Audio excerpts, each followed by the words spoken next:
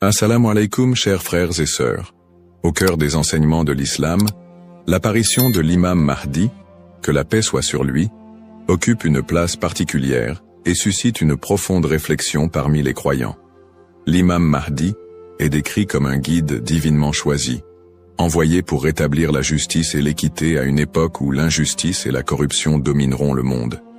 Cette prophétie, profondément ancrée dans les hadiths du prophète Muhammad, Saus, est une source d'espoir pour des millions de musulmans à travers le globe. Dans un monde marqué par l'incertitude, les conflits et les crises, beaucoup se tournent vers les signes de la fin des temps pour mieux comprendre les événements qui les entourent. L'idée de l'apparition prochaine du Mahdi est perçue non seulement comme un événement spirituel, mais aussi comme une promesse de renouveau et de paix universelle. Les savants musulmans ont longuement débattu et étudié cette prophétie, soulignant son importance dans la foi islamique. Aujourd'hui, face aux défis contemporains, l'intérêt des musulmans pour ce sujet s'intensifie. Cette quête de compréhension n'est pas une simple curiosité, mais une volonté sincère de se préparer spirituellement et de rester fermement attaché aux enseignements d'Allah. Dans cette vidéo, nous allons explorer les prophéties liées à l'imam Mahdi, les signes annonciateurs de son apparition et leur pertinence dans notre époque. Avant de commencer cette vidéo, n'oubliez pas de liker cette vidéo, car cela nous donne beaucoup de force pour continuer à partager du contenu bénéfique. Et je vous invite à vous abonner à notre chaîne et d'activer la cloche de notification pour rester informé de nos prochaines publications sur la foi islamique. Merci et bonne vidéo. Les sources sur l'imam Mahdi. L'histoire et le rôle de l'imam Mahdi, que la paix soit sur lui, sont tirés des enseignements prophétiques et occupent une place importante dans la tradition islamique. Bien que le Coran ne mentionne pas directement l'imam Mahdi, de nombreux hadiths authentiques du prophète Muhammad, sallam, mettent en lumière son apparition future. Ces textes constituent les principales sources de compréhension sur ce sujet. Parmi les hadiths largement acceptés par les savants, on trouve celui rapporté par Abu Saïd al-Khudri, qu'Allah soit satisfait de lui, où le prophète, Saus, a dit « Le jour de la résurrection ne viendra pas avant qu'Allah n'envoie un homme de ma descendance, dont le nom sera comme le mien, et dont le nom du Père sera comme celui de mon Père. Il remplira la terre de justice et d'équité, tout comme elle était auparavant remplie d'oppression et d'injustice. » Rapporté par Abu Daoud et authentifié par Al-Albani. Un autre hadith rapporté par Salama, qu'Allah soit satisfait d'elle, mentionne « Le Mahdi viendra de ma descendance, de la lignée de Fatima. » Sunan Ibn Majah, Sahih, selon Al-Albani. Ces hadiths et bien d'autres montrent que l'imam Mahdi sera un descendant direct du prophète Muhammad, Saus, portant son nom et sa mission. Guider l'humanité et rétablir l'équilibre et la justice dans un monde troublé. Cependant, il est crucial de faire la distinction entre les sources authentiques et celles qui sont discutables. Les savants de l'islam ont mis en garde contre l'utilisation de hadiths faibles ou inventés pour alimenter des spéculations sur l'imam Mahdi. Par exemple, certains récits non authentifiés décrivent des événements exagérés ou incompatibles avec les enseignements fondamentaux de l'islam. Ces récits, bien qu'ils puissent captiver l'imaginaire populaire, ne doivent pas être utilisés pour fonder nos croyances. L'imam Ibn Kathir, dans son ouvrage Al-Bidaya wal-Nihaya, a compilé plusieurs récits authentiques sur le Mahdi, tout en dénonçant les récits non fiables. De même, des savants contemporains comme Sheikh Al-Albani ont travaillé pour classifier les hadiths sur ce sujet, permettant aux croyants de se baser uniquement sur des textes crédibles. En tant que musulmans, il est de notre devoir de ne suivre que ce qui est prouvé par les textes authentiques et validé par les savants. L'imam Mahdi est une figure réelle dans la foi islamique, mais les spéculations et exagérations doivent être évitées. La connaissance vérifiée, transmise par des chaînes de narration fiables, est essentielle pour une compréhension correcte. Ainsi, avant de discuter ou de croire à certaines affirmations concernant l'imam Mahdi, il est important de se référer aux sources validées et d'agir avec prudence. ce sujet n'est pas un espace pour les opinions personnelles ou les interprétations hasardeuses, mais plutôt une opportunité d'approfondir notre foi avec sérieux et sincérité. Les signes avant-coureurs de son apparition. L'apparition de l'imam Mahdi, que la paix soit sur lui, sera précédée de nombreux signes prophétiques annoncés par le prophète Muhammad, SAW. Ces signes, regroupés en deux catégories principales, majeurs et mineurs, servent d'indicateurs pour les croyants. Ils rappellent l'approche de la fin des temps et l'importance de se préparer spirituellement.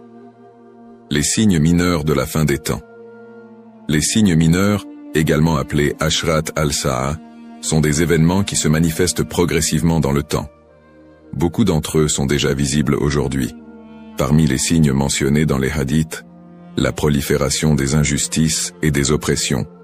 Le prophète, SAW, a dit « Quand l'autorité sera donnée à ceux qui ne la méritent pas, alors attends-leur » Sahih al-Bukhari. Ce signe est visible à travers la corruption généralisée, les injustices sociales et l'abus de pouvoir. La multiplication des divisions parmi les musulmans. Le prophète, SAW, a mentionné que la communauté musulmane sera fragmentée en différents groupes, chacun suivant son propre chemin. L'apparition d'innovations religieuses et la négligence de la sunna les croyants délaisseront les enseignements du Coran et de la sunna, tandis que les innovations deviendront courantes. L'expansion des richesses matérielles mais une pauvreté spirituelle.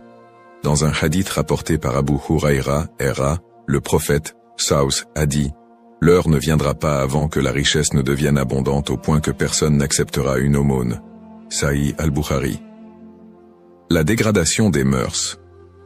Les valeurs morales seront mises de côté, et les comportements immoraux deviendront monnaie courante.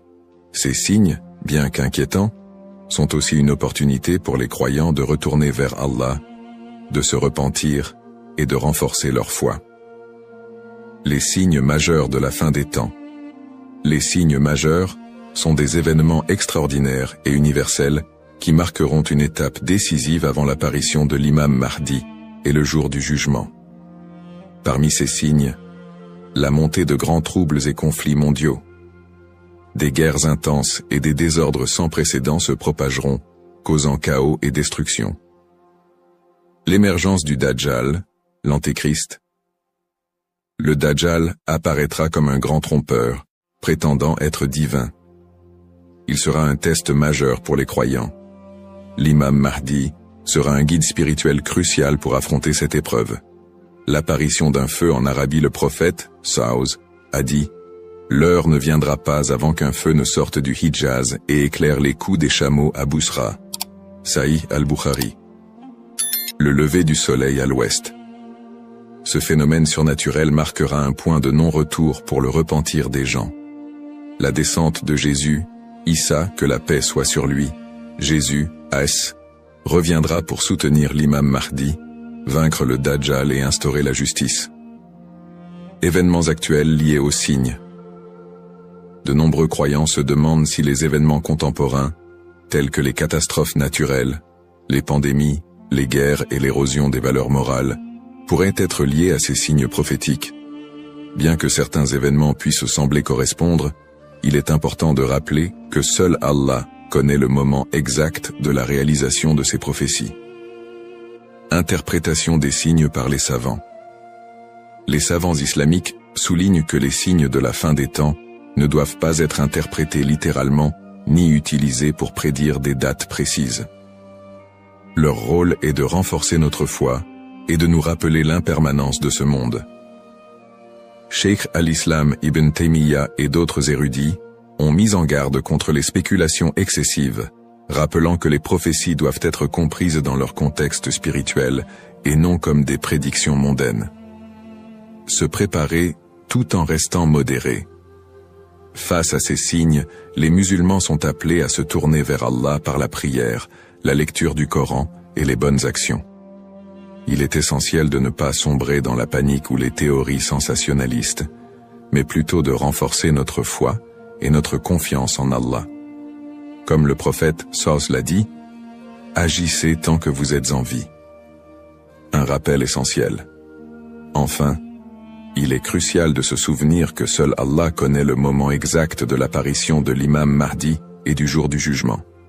Le rôle du croyant est de se préparer spirituellement et d'agir pour le bien, sans céder aux inquiétudes ou à l'impatience. Qui est l'imam Mahdi? L'imam Mahdi, que la paix soit sur lui, est une figure centrale des prophéties islamiques liées à la fin des temps. Son nom, Al-Mahdi, signifie « le bien guidé », et il est décrit comme un leader choisi par Allah pour restaurer la justice et l'équité dans un monde plongé dans l'injustice et la corruption. Il incarne l'espoir et la rédemption pour les croyants, à une époque où les valeurs morales et spirituelles auront été gravement dégradées. Le rôle de l'imam Mahdi selon les enseignements islamiques. Le rôle principal de l'imam Mahdi sera de guider l'humanité sur le chemin de la vérité et de la foi. Il apportera la justice dans un monde envahi par l'oppression et rétablira l'ordre dans les sociétés désorganisées. Le prophète Muhammad, Saus, a dit « Il remplira la terre de justice et d'équité, tout comme elle était auparavant remplie d'injustice et d'oppression. » Sunan Abu Daoud, Sahih selon Al-Albani. Le Mahdi sera également un défenseur de l'islam et de l'unité de la communauté musulmane. Ummah. Son arrivée coïncidera avec une période de chaos où les croyants seront divisés et éprouvés par de grandes tribulations. Il unifiera les musulmans sous une bannière commune et les guidera dans des batailles contre les forces du mal, notamment le Dajjal, l'Antéchrist. Traits et caractéristiques de l'imam Mahdi. Les hadiths authentiques décrivent l'imam Mahdi comme un homme au physique et aux qualités exceptionnelles. Son nom et sa lignée. Il portera le même nom que le prophète Mohammed, Saus, et son père aura également un nom similaire à celui du père du prophète. Il sera un descendant direct du prophète à travers sa fille Fatima, qu'Allah soit satisfait d'elle. Son apparence, dans certains récits, il est décrit comme ayant un front large et un nez aquilin. Ses traits physiques permettront aux croyants de le reconnaître. Son caractère, le Mahdi sera doté d'un sens aigu de la justice, d'une grande sagesse et d'un cœur pur. Il sera aimé et suivi par les croyants sincères. Le prophète Muhammad, Salabas, a dit « Le Mahdi viendra de ma descendance, de la lignée de Fatima. » Sunan ibn Majah, Sahih selon Al-Albani. Le lien avec le prophète Muhammad, Saus. L'imam Mahdi, en tant que descendant direct du prophète Muhammad, Saus, est lié non seulement par sa lignée, mais aussi par sa mission spirituelle. Comme le prophète, il sera un guide pour l'humanité et incarnera les valeurs de l'islam, la justice, la miséricorde et la foi en Allah. Sa venue est perçue comme une continuation de la mission prophétique, avec un accent particulier sur la restauration de l'équilibre dans un monde corrompu. Pourquoi est-il tant attendu par les croyants? L'attente de l'imam Mahdi est profondément enracinée dans l'espoir de voir un monde meilleur. Les musulmans voient en lui un symbole d'espoir, surtout dans les moments de grandes difficultés et d'injustice. Espoir de justice universelle, dans un monde où les inégalités et les oppressions sont omniprésentes, l'imam Mahdi est attendu comme celui qui rétablira l'équilibre et donnera à chacun son droit. Unité de la communauté musulmane. À une époque où les divisions parmi les musulmans sont nombreuses, il apportera l'unité et la paix au sein de l'Ummah. Un guide spirituel et moral. Alors que les valeurs spirituelles s'érodent, il sera un phare de lumière et un rappel puissant du message divin. Pour les croyants, l'imam Mahdi représente un renouveau spirituel et moral. Sa venue n'est pas simplement un événement futur, mais un rappel constant de l'importance de rester attaché à sa foi, de cultiver la justice et d'agir en tant que serviteur d'Allah. Un rappel essentiel. Bien que l'attente du Mahdi soit source d'espoir, il est important de se rappeler qu'Allah seul connaît le moment de son apparition. Comme le prophète Muhammad, Saus, l'a dit, il viendra au moment qu'Allah aura choisi pour lui.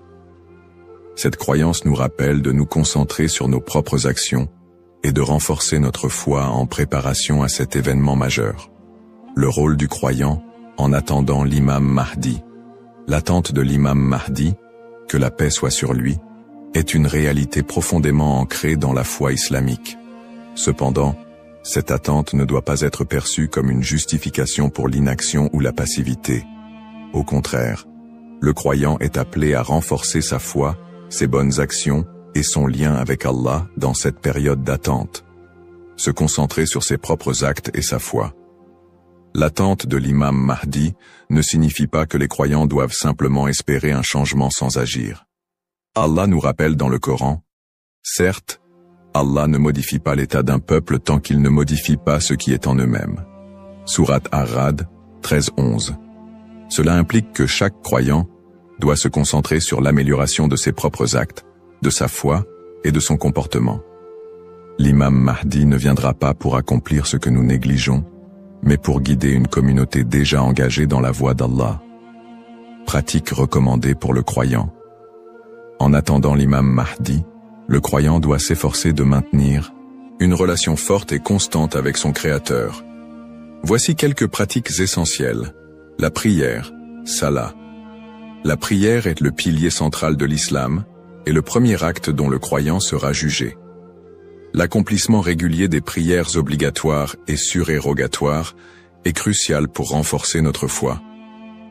Le dhikr, évocation d'Allah, multiplier les invocations et les rappels d'Allah, permet de purifier le cœur et de rester connecté à lui, même dans les moments difficiles.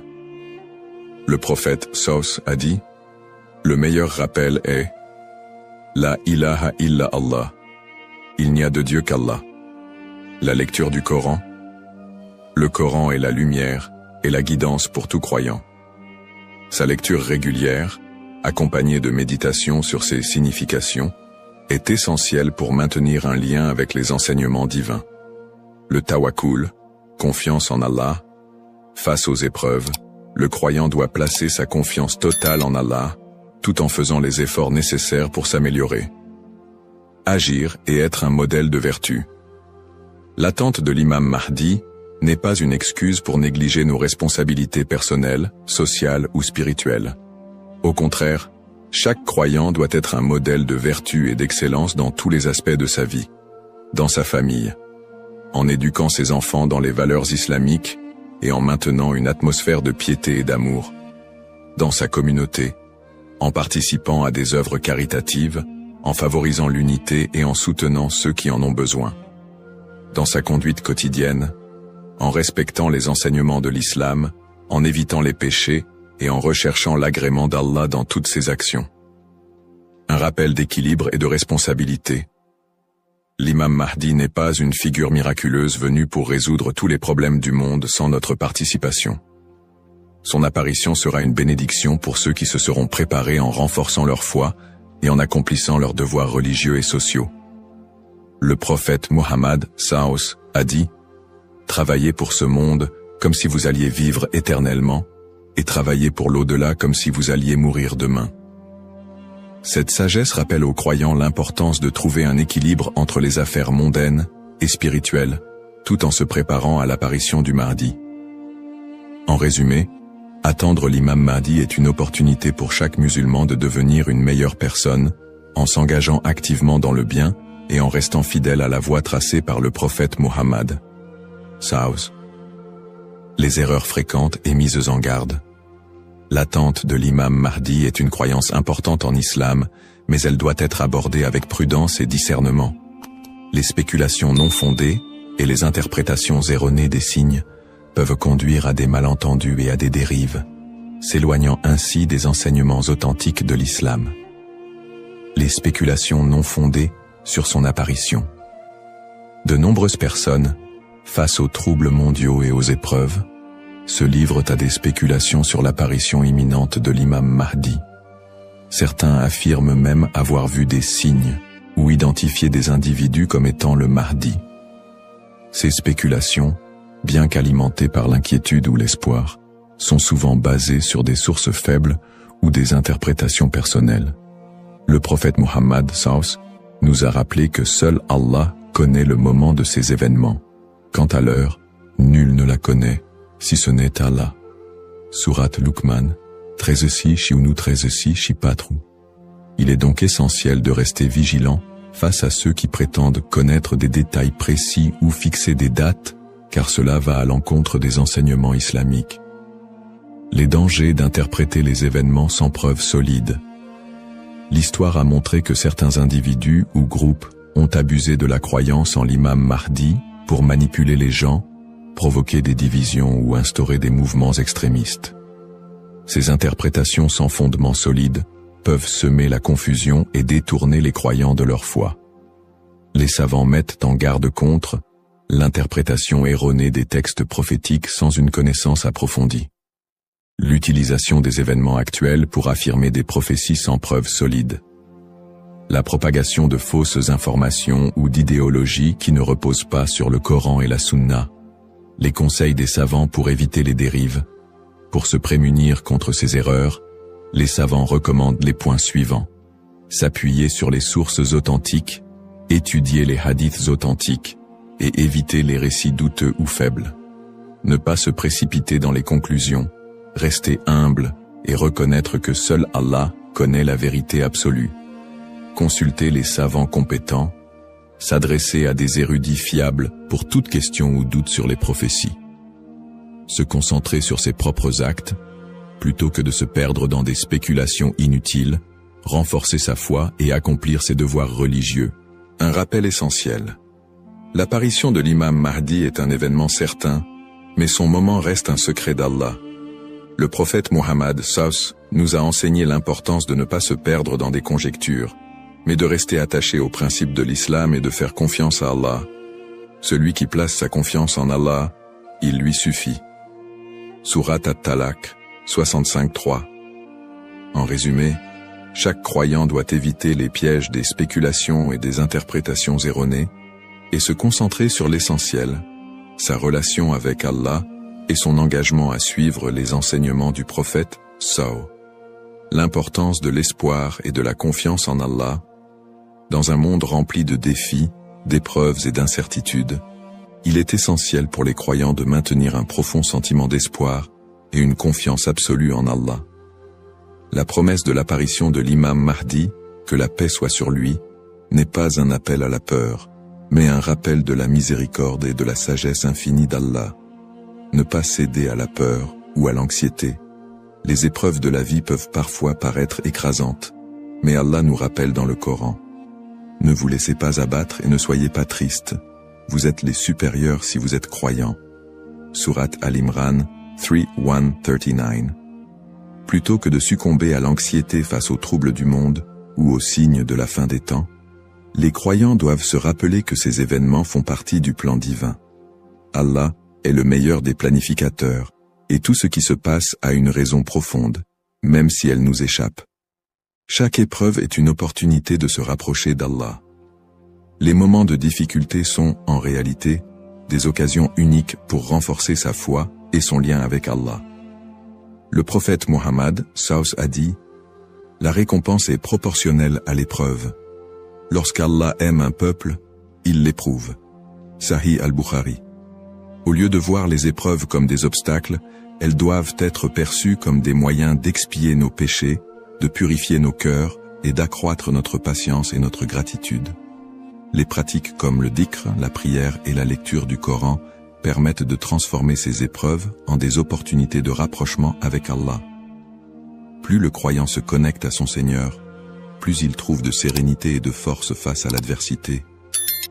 Rester unifié en tant qu'Ummah. L'unité de la communauté musulmane, Ummah, est un pilier essentiel dans la préparation à l'apparition de l'imam Mahdi.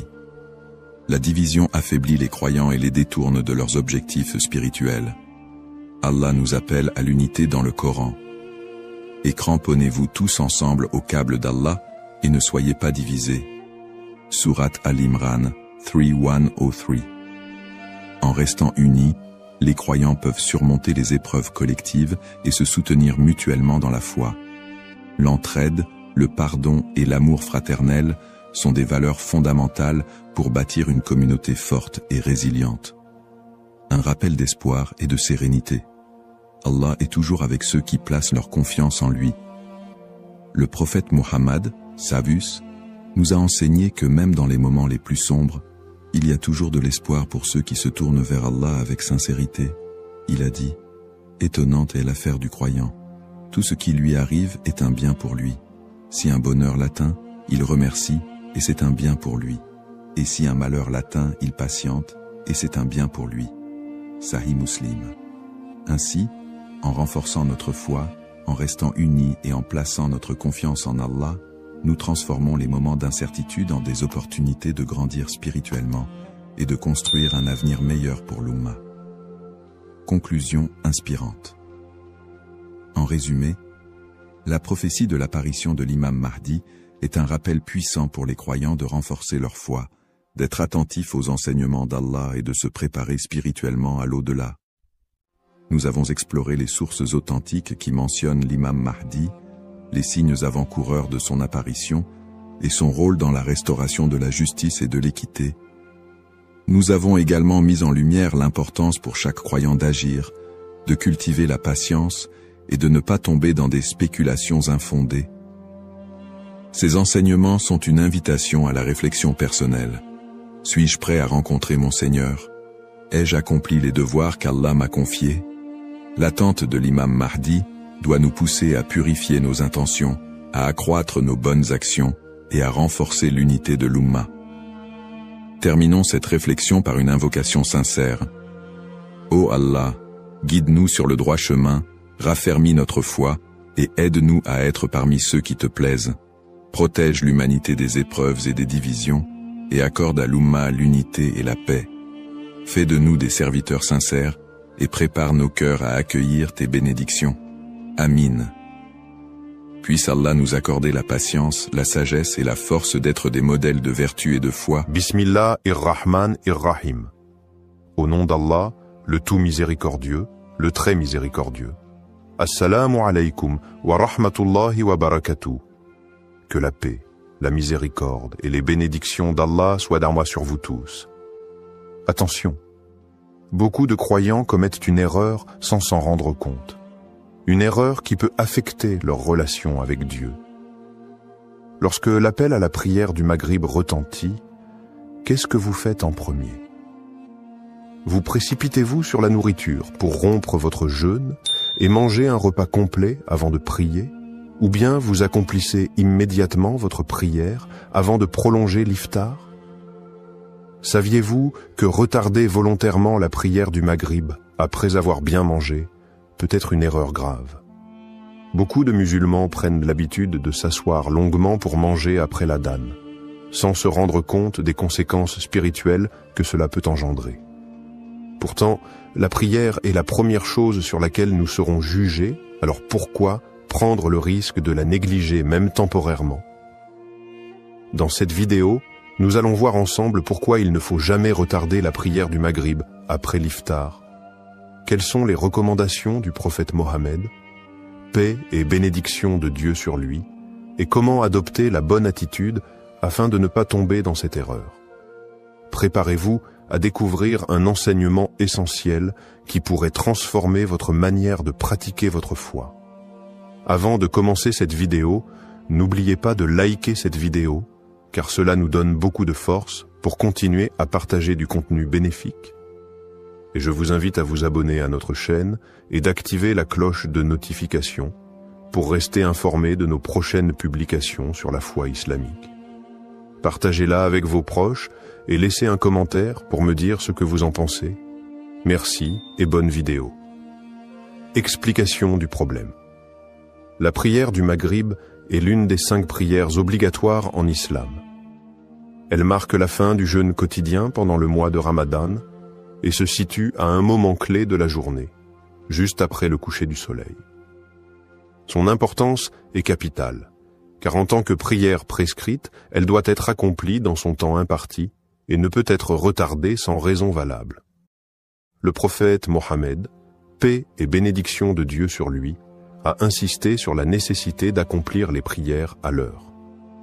Dans un hadith rapporté par l'imam Muslim, il est mentionné que la prière la plus aimée auprès d'Allah est celle accomplie dès le début de son temps.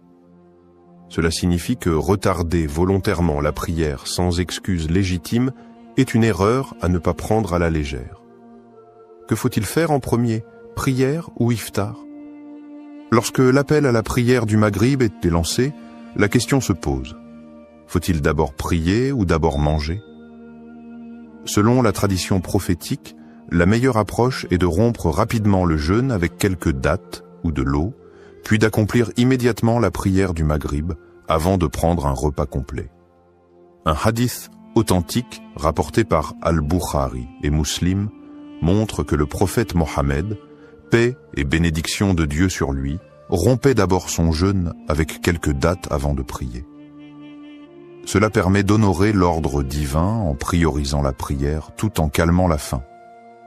Cependant, de nombreuses personnes font l'erreur de retarder la prière du Maghrib après avoir pris un repas copieux.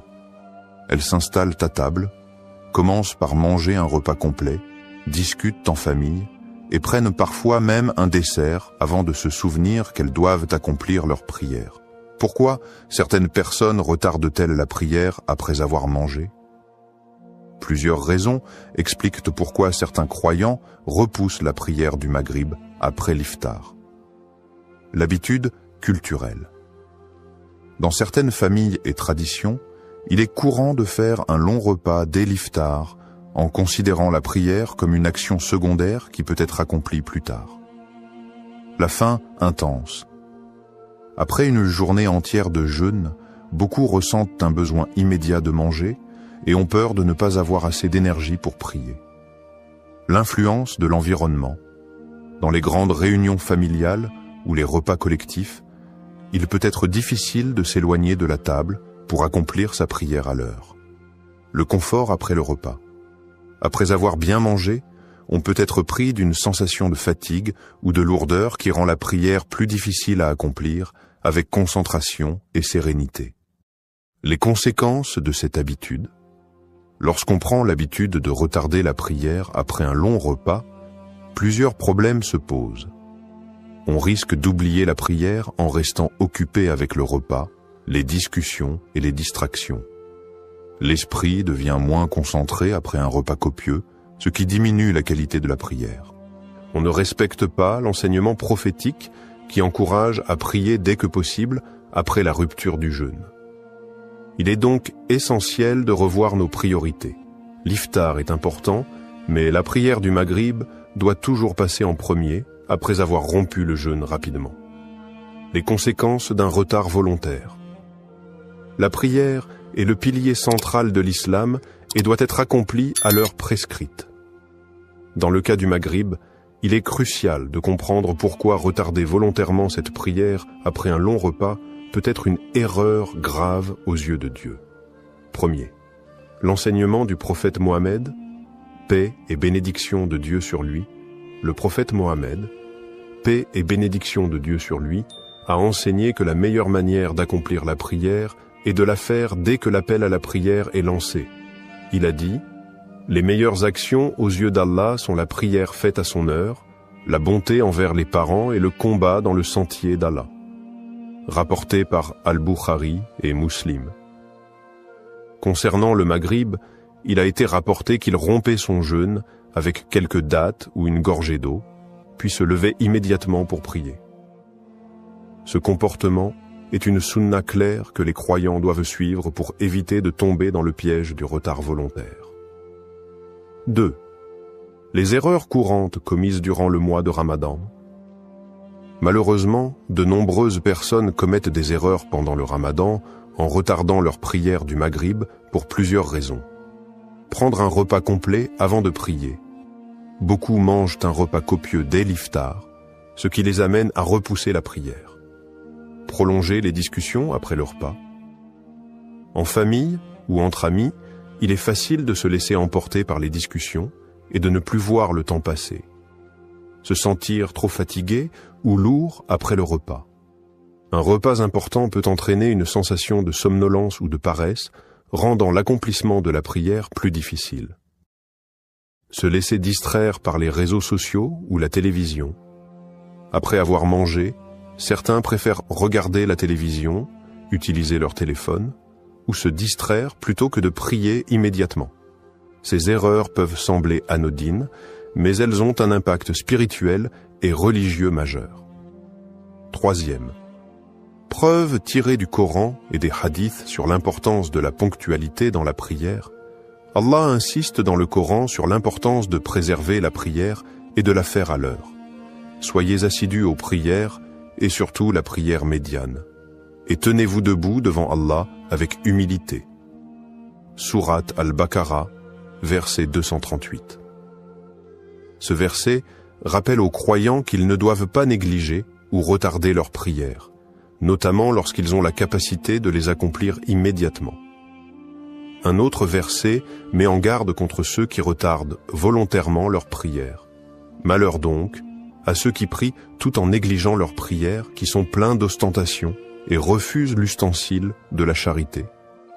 Sourate Al-Ma'un, versets 4 à 7. Ce passage du Coran met en évidence le danger du retard volontaire de la prière et les conséquences spirituelles qui en découlent. Quatrième. Les avertissements des savants sur le retard de la prière du Maghrib. Les savants de l'islam ont toujours averti contre le fait de retarder volontairement la prière sans raison valable. Selon eux, Cheikh Ibn Baz a expliqué que retarder la prière du Maghrib jusqu'à la disparition totale du crépuscule sans excuse est un péché. Cheikh Al-Albani a insisté sur le fait que la prière doit être la priorité, même en période de Ramadan, et qu'il suffit de rompre rapidement son jeûne avant de l'accomplir. Cheikh Ibn Othaymin a rappelé que ceux qui mangent longuement avant de prier risquent d'être distraits et de perdre la concentration nécessaire pour bien accomplir leur prière.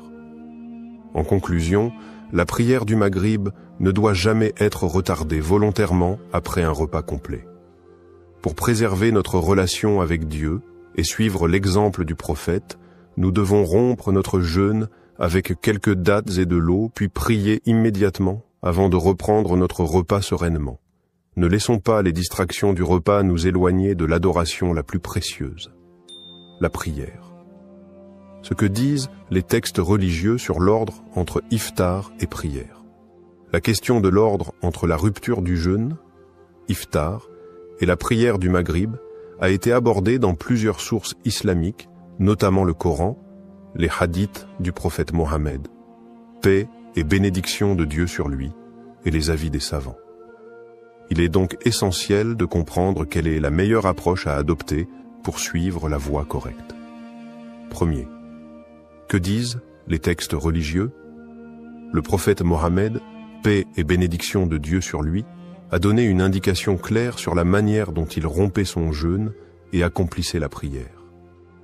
Un hadith authentique rapporté par Anas ibn Malik indique: le messager d'Allah rompait son jeûne avec quelques dattes fraîches avant de prier. S'il n'y en avait pas, alors avec des dattes sèches.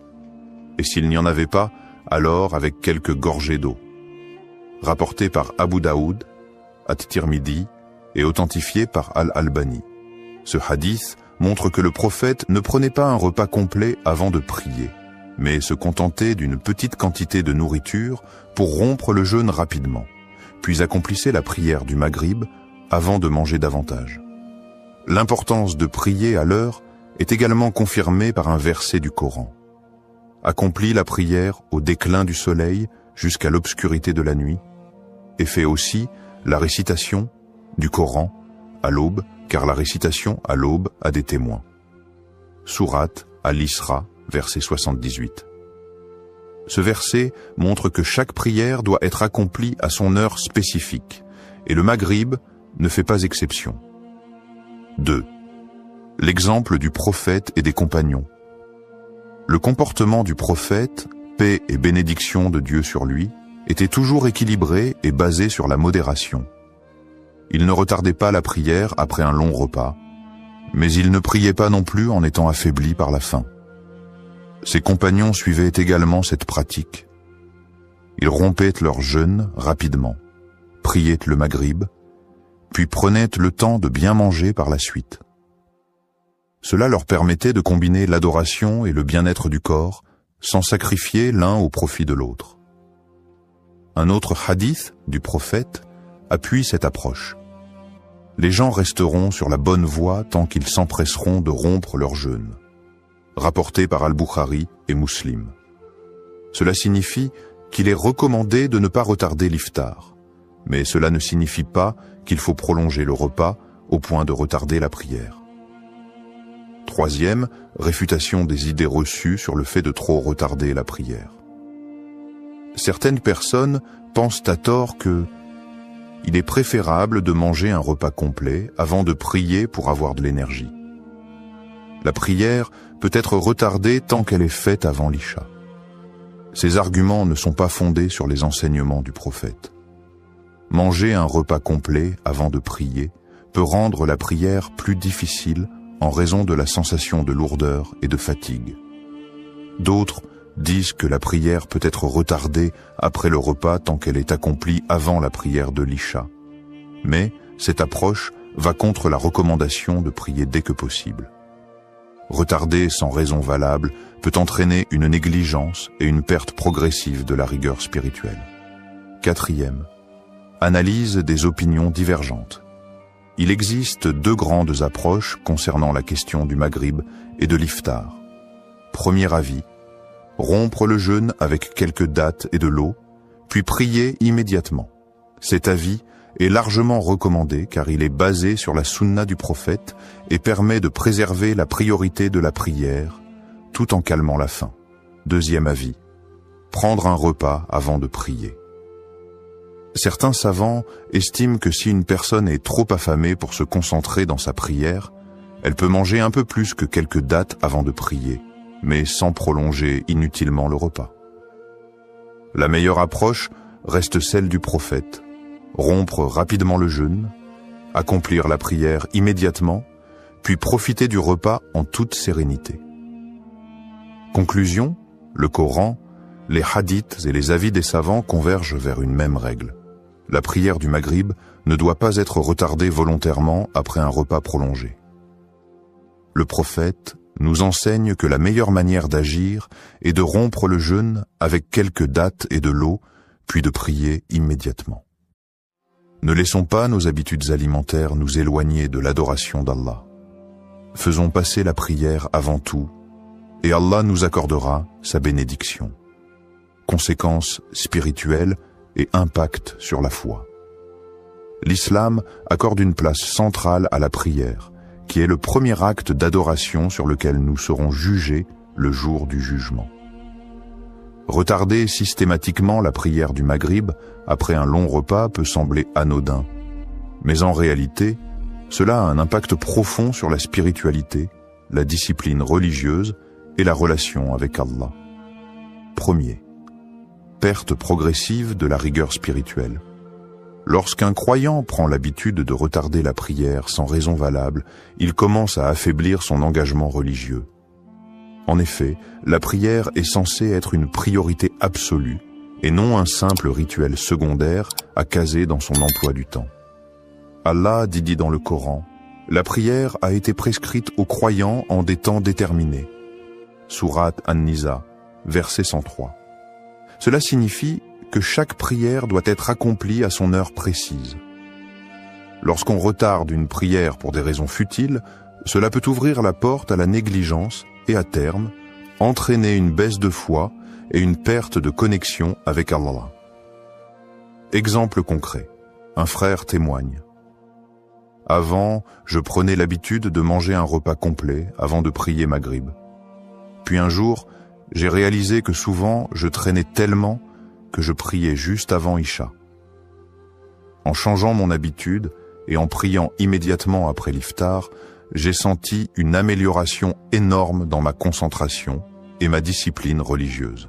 Deuxième impact sur la proximité avec Allah. La prière est un moment d'intimité avec Allah, où le croyant se détache de ce monde pour se reconnecter avec son Créateur. Lorsque l'on repousse ce moment, on accorde plus d'importance à la nourriture et au plaisir terrestre qu'à l'adoration. Le prophète Mohammed, paix et bénédiction de Dieu sur lui, a dit « La prière est la lumière du croyant », rapporté par Ahmad et At-Tabarani. En retardant volontairement la prière, on éloigne cette lumière de notre cœur, et avec le temps, cela peut créer une insensibilité spirituelle. Exemple concret, une sœur raconte « J'avais du mal à me sentir connecté dans mes prières. Un jour, j'ai décidé de prier Maghrib immédiatement après l'iftar, et j'ai remarqué que mon cœur était plus léger et que ma concentration s'améliorait. J'ai compris que retarder la prière m'éloignait inconsciemment d'Allah. » Troisième, le danger d'oublier ou d'abandonner la prière. Lorsque l'on commence à retarder une prière, on prend l'habitude de la minimiser et cela peut mener à l'oubli ou même à l'abandon progressif des obligations religieuses. Allah met en garde contre ce comportement. Malheur donc à ceux qui prient tout en négligeant leur prière. Sourate Al-Ma'un, versets 4 à 5. Ce verset montre que ceux qui négligent la prière sont en grand danger spirituel. Même si au début, on pense la rattraper plus tard, l'habitude de retarder peut affaiblir la foi jusqu'à ce que la prière devienne une corvée ou soit oubliée. Exemple concret. Un jeune homme témoigne « J'avais l'habitude de dire « je prierai après le repas ». Et puis je regardais mon téléphone, discutais avec mes amis, et avant même de m'en rendre compte, l'heure de l'Isha arrivait. Un jour, j'ai même complètement oublié de prier Maghrib. C'est là que j'ai compris que je devais changer. Quatrième Ramadan. Un mois pour rectifier ses habitudes. Le mois de Ramadan est une opportunité précieuse pour renforcer sa relation avec Allah et adopter de bonnes habitudes spirituelles. Si l'on ne fait pas de la prière une priorité en ce mois béni, alors quand le fera-t-on ? Ô vous qui avez cru, le jeûne vous a été prescrit comme il l'a été à ceux qui vous ont précédés, afin que vous atteigniez la piété. Sourate Al-Baqarah, verset 183. Ce verset montre que le Ramadan est un mois de transformation spirituelle. C'est le moment idéal pour abandonner l'habitude de retarder la prière et revenir à la sunna du prophète. Conclusion. Retarder la prière du Maghrib après un long repas peut sembler anodin, mais c'est une habitude qui affaiblit la foi, éloigne d'Allah et peut mener à la négligence spirituelle. En prenant l'habitude de rompre le jeûne rapidement et de prier immédiatement après, on renforce sa discipline religieuse, sa connexion avec Allah et sa rigueur dans l'adoration. Faisons de la prière une priorité, surtout en ce mois béni, et ne laissons pas nos repas prendre le dessus sur notre foi. Conseils pratiques et solutions. Le Ramadan est une période où la discipline et l'organisation sont essentielles pour équilibrer les obligations religieuses et les besoins corporels. Voici quelques conseils pratiques pour gérer son iftar sans retarder la prière du Maghrib. 1. Rompre le jeûne avec modération et prier immédiatement. Le prophète Mohammed, paix et bénédiction de Dieu sur lui, nous a enseigné la meilleure façon de rompre le jeûne. Lorsque l'un de vous veut rompre son jeûne, qu'il le fasse avec des dattes, car elles sont une bénédiction. S'il n'en trouve pas, qu'il le fasse avec de l'eau, car elle est purificatrice. Hadith rapporté par At-Tirmidhi. Solution : mangez 2 à 3 dattes et buvez un verre d'eau immédiatement à l'adhan du Maghrib. Dirigez-vous directement vers la prière avant de prendre un repas plus copieux. Encouragez votre famille à adopter cette habitude pour éviter les retards. Pourquoi ? Vous suivez la sunna du prophète. Vous évitez de trop manger, ce qui peut provoquer la paresse et retarder la prière. Vous accomplissez votre devoir religieux à l'heure, sans précipitation. 2. Préparer son repas à l'avance pour éviter le stress. L'un des principaux problèmes est le manque d'organisation qui pousse certaines personnes à retarder la prière pour cuisiner ou manger trop longuement. Solution : préparer le repas principal bien avant Maghrib pour éviter de perdre du temps après l'adhan. Optez pour des plats simples et digestes afin de faciliter la prière après le repas. Fixez un temps précis entre l'iftar et la prière pour éviter les distractions. Astuce. Faites un planning hebdomadaire des repas du Ramadan pour ne pas être pris au dépourvu chaque jour. 3e. Instaurez une routine spirituelle durant le Ramadan est un mois de discipline et de spiritualité. Profitez-en pour renforcer votre lien avec Allah en donnant la priorité à la prière. Solution. Planifiez votre soirée en fonction des prières et non en fonction du repas. Évitez les distractions après l'iftar, téléphone, télévision, pour rester concentré sur l'adoration. Impliquez toute la famille dans une routine religieuse. Prière en groupe, lecture du Coran après Maghrib, etc. Astuce. Mettez une alarme pour l'adhan du Maghrib afin de ne jamais perdre la notion du temps. 4e. Trouvez un équilibre entre la nourriture et la spiritualité. Il est important de ne pas faire de l'iftar un moment d'excès, mais un temps équilibré où l'on nourrit à la fois le corps et l'âme. Solution. Mangez en quantité raisonnable avant la prière pour éviter la lourdeur. Buvez suffisamment d'eau pour éviter la fatigue qui pourrait être une excuse pour retarder la prière. Considérez la prière comme un moment de gratitude et non comme une obligation à repousser, rappel. Et recherchez l'au-delà à travers ce qu'Allah t'a donné et n'oublie pas ta part en ce bas monde. Sourate Al-Qasas, verset 77. Conclusion. L'organisation et la discipline sont essentielles pour concilier iftar et prière sans négligence. Suivre la sunna du prophète en rompant rapidement le jeûne avant de prier est la meilleure approche. Avec un bon équilibre entre besoins physiques et obligations religieuses, le Ramadan devient une période de renforcement spirituel. Ne laissons pas notre repas retarder notre prière. La nourriture nourrit le corps, mais la prière nourrit l'âme. Conclusion et message final, nous avons vu à quel point la prière du Maghrib doit être accomplie à l'heure, sans être retardée inutilement après l'iftar. Le prophète Mohammed, paix et bénédiction de Dieu sur lui, nous a enseigné l'équilibre parfait entre les obligations religieuses et les besoins corporels. Rappel des points essentiels, rompre le jeûne avec quelques dattes et de l'eau, puis prier immédiatement. Ne pas faire de l'iftar un moment d'excès qui entraîne la négligence de la prière. Suivre la discipline du Ramadan pour renforcer sa connexion spirituelle avec Allah. S'organiser à l'avance pour ne pas avoir à choisir entre manger et prier à l'heure. Un message fort, priorisez la prière avant tout. La prière est l'acte le plus important de notre adoration. Aucun repas, aucune distraction ne devrait passer avant notre connexion avec Allah. Le Ramadan est une opportunité pour corriger nos habitudes et revenir à la discipline spirituelle. Ne commettons pas l'erreur de mettre la prière au second plan, car celui qui néglige la prière finit par négliger sa foi. Allah nous a donné un mode de vie équilibré. Respectons-le en mettant la prière avant tout. Sensibilisez et partagez le message. Si ce message vous a été bénéfique, partagez-le autour de vous. Ensemble, aidons nos proches à adopter les bonnes pratiques et à renforcer leur foi durant ce mois béni. Likez, commentez et partagez pour que cette parole atteigne un maximum de croyants.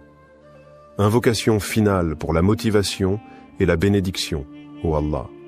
Aide-nous à préserver nos prières, à respecter leurs horaires et à nous